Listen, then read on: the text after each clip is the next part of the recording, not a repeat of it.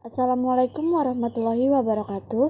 Selamat pagi dan salam sejahtera bagi kita semua.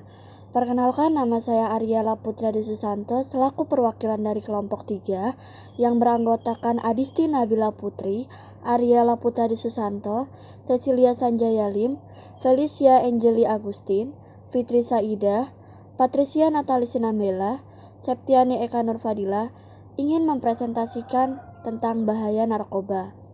Sebelum mengetahui bahaya narkoba, kembali kita melihat dulu apa pengertian dari narkoba. Kata narkotik berasal dari bahasa Inggris yaitu narkotis yang berarti obat bius.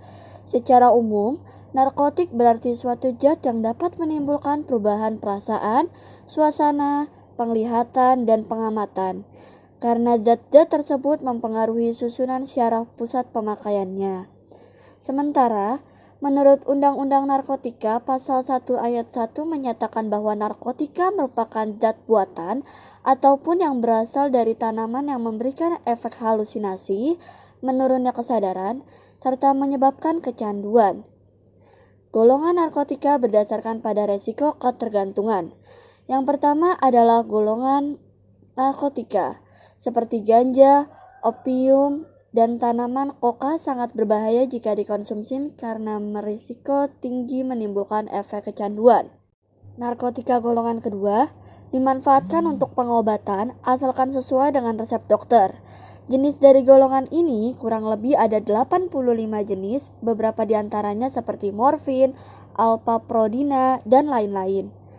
Selanjutnya, narkotika golongan ketiga adalah memiliki resiko ketergantungan yang cukup ringan dan banyak dimanfaatkan untuk pengobatan serta terapi.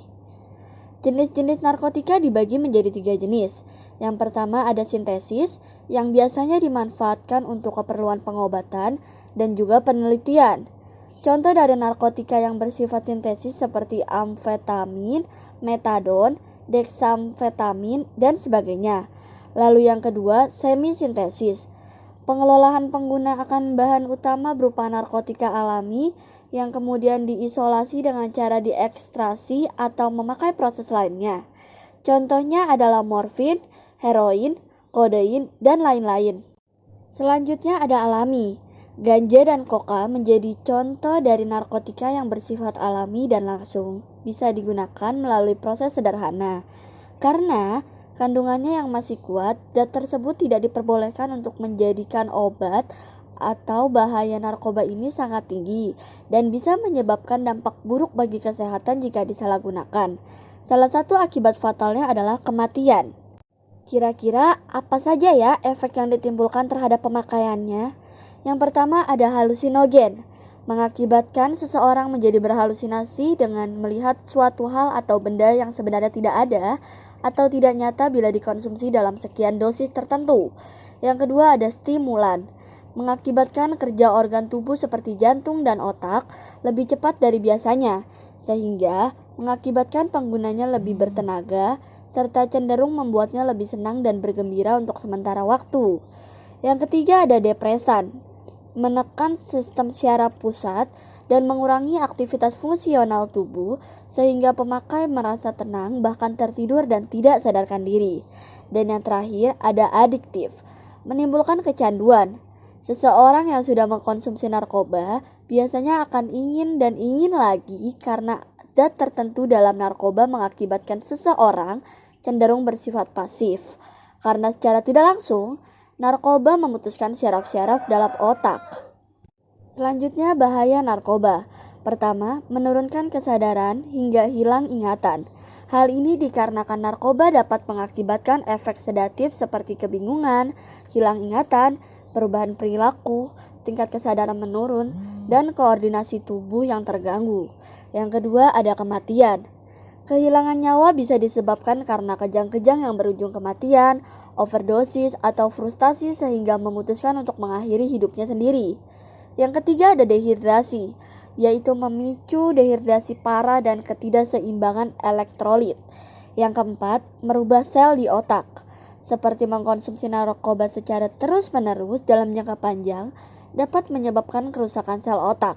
Beberapa jenis narkoba memaksa otak bekerja tidak semestinya. Yang kelima terhadap fisik. Ada gangguan pada sistem syaraf, gangguan pada jantung dan pembuluh darah, gangguan pada kulit, gangguan pada paru-paru, sering sakit kepala, mual-mual dan muntah secara terus-menerus, murus-murus, suhu tubuh meningkat, pengecilan hati, dan insomnia. Yang keenam, terhadap kesehatan reproduksi. Gangguan pada endokrin seperti penurunan fungsi hormon reproduksi, estrogen, progesteron, testosteron, serta gangguan fungsi seksual. Yang ketujuh, terhadap kesehatan reproduksi pada remaja perempuan. Perubahan periode menstruasi, ketidakteraturan menstruasi, dan atau tidak haid.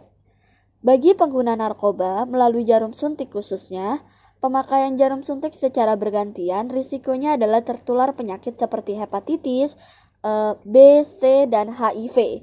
Yang kesembilan, terhadap psikologi, seperti kerja lamban dan ceroboh, sering tegang dan gelisah, hilang percaya diri, apatitis, pengkhayal, penuh curiga, agitatif, menjadi ganas dan tingkah laku yang brutal, sulit berkonsentrasi, perasaan kesal dan tertekan, cenderung menyakiti diri, perasaan tidak aman, bahkan bunuh diri. Dan yang terakhir atau yang ke-10, terhadap lingkungan sosial. Yang pertama adalah gangguan mental, antisosial, dan asusila. Yang kedua, dikucilkan oleh lingkungan. Yang ketiga, merepotkan dan menjadi beban keluarga. Dan yang terakhir, pendidikan menjadi terganggu dan masa depan suram. Demikian presentasi dari dampak narkoba. Kurang lebihnya saya mohon maaf. Terima kasih dan sampai jumpa.